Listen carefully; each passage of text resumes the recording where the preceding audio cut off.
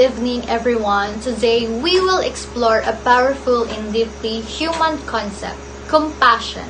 Compassion is more than just feeling sympathy for others.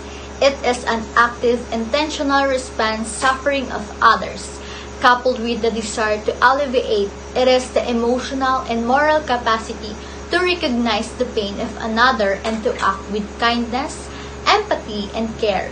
In this lecture, we will examine what compassion truly means, how it is expressed in the care for the environment and for others, and the vital role of communal discernment in making our world a more compassionate place. Let's begin by defining compassion.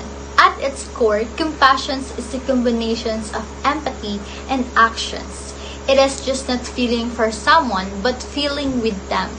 When we are compassionate, we are not only aware of another's, also motivated to do something about it.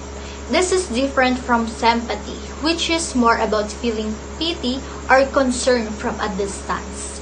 Compassion is active. It is rooted in understanding, and it is driven by a desire to help. Compassion is universal human quality, found across culture and throughout history, is the foundations of many ethical and spiritual traditions. In Buddhism, compassion is known as karuna, and it's one of the four great virtues, and it is closely tied to the teachings of Jesus, who emphasized love for one's neighbor. In secular terms, compassion, social justice, kindness, and the pursuit of a more equitable world. Now, let's turn to the role of communal discernment.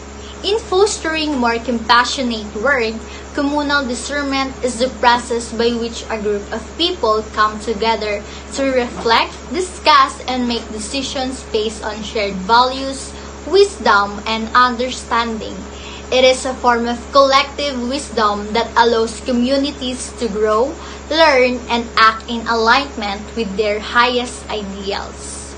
In the context of compassion, communal discernment, it dialogue, reflect, and shared understanding that we can identify the root causes of suffering and development compassion's responses. When we engage in communal discernment, we are not just making decisions. We are building a culture of compassion. Compassion's environment means recognizing the interconnectedness of all life.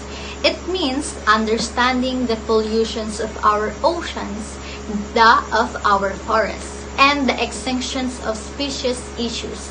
The issues, they are expressions of a lack of compassion for the far future. When we choose to reduce our carbon footprint, recycle, protect wildlife, or advocate for sustainable practices, we are acting out of compassion.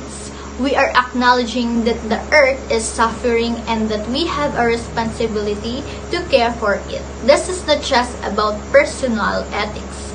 It is about collective responsibility. Compassion is also deeply expressed in the care for others. It is the reason when we help a stranger in need, the reason we support those who are marginalized, and the reason we stand up for justice. Compassion is what drives us to volunteer, to donate, to listen, and to act in times of crisis, such as natural disasters or social unrest. Compassion becomes when people come together to support one another. It is a powerful demonstration of compassion in action. It is the reason we build shelters, provide food, and offer comfort to these in need. For example, in a community facing environmental challenges, communal discernment might involve bringing together scientists, activities, local leaders, and residents to discuss the best way to protect the environment. This process allows for diverse perspectives to be heard, and it ensures that decisions are made with care, wisdom, and a deep sense of responsibility. Similarly, in a community dealing with social inequality, communal discernment can help identify the needs of marginalized groups and develop compassionate policies that promote justice and inclusion.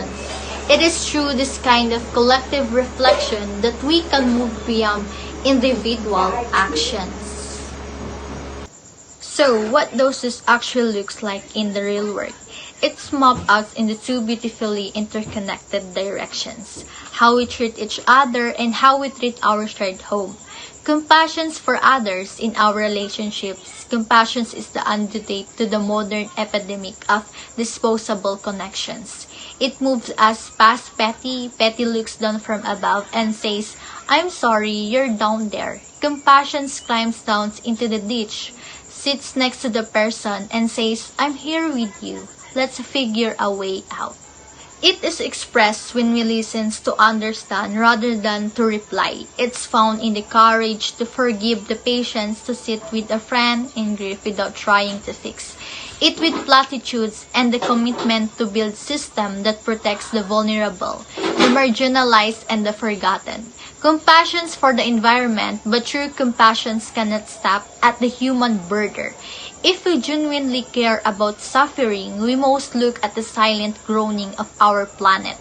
Expressing compassion for the environment means expanding our circle of empathy to non-human life, to the oceans, the forests, and the atmosphere. Compassion is a unique three-step psychological and spiritual movement. Acknowledge. First, you have to actually see suffering rather than looking away. Understand. Second, you feel a visceral, empathetic connection to that suffering. Act. Third, and this is the defining boundary, you are driven by a first, urgent desire to alleviate the suffering. Empathy is an emotion, compassion is a verb. It is a conscious choice to step out of our own comfort zones and carry a piece of someone else's burden. It is the understanding that our humanity is tied up in each other. When you hurt, my own wholeness is compromised until I try to help you heal. Let's bring this close to home.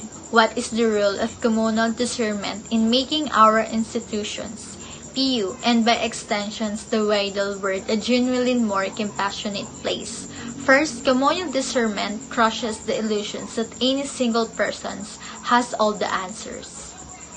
It requires us to practice deep listenings, especially to the voices that are usually the quietest or the most marginalized.